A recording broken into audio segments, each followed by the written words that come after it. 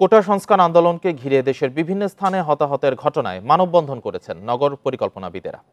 সকালে রাজধানীর বাংলা মোটরে প্ল্যানার্স ভবনের সামনে হয় এই মানববন্ধন।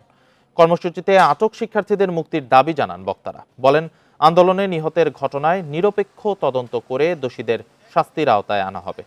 প্রিয় নম্বর সেট করে বিকাশে সেন্ড মানি করুন ফ্রি। একই সাথে আন্দোলনের নামে যারা নাশকতা করেছে তাদের চিহ্নিত করতে হবে। সহিংসতার নামে রাষ্ট্রীয় সম্পদের যারা ক্ষতি করেছে তাদের আইনের আওতায় আনতে হবে। পরে পরিকল্পনাবিদরা সহিংসতার জেরে কোনো শিক্ষার্থীকে আটক না করার দাবি জানান।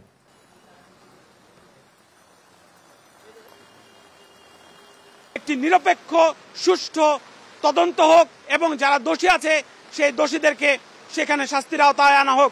দেশে যদি টেকসই উন্নয়ন করতে হয় তাহলে অবশ্যই দেশে একটা শৃঙ্খলার পরিবেশ করতে হবে। সেই শৃঙ্খলার পরিবেশে সবার মত প্রকাশের স্বাধীনতা আছে, প্রত্যেকের বৈষম্যের বিরুদ্ধে দাঁড়ানোর স্বাধীনতা আছে। এই স্বাধীনতাকে আমাদের সম্মান করতে হবে।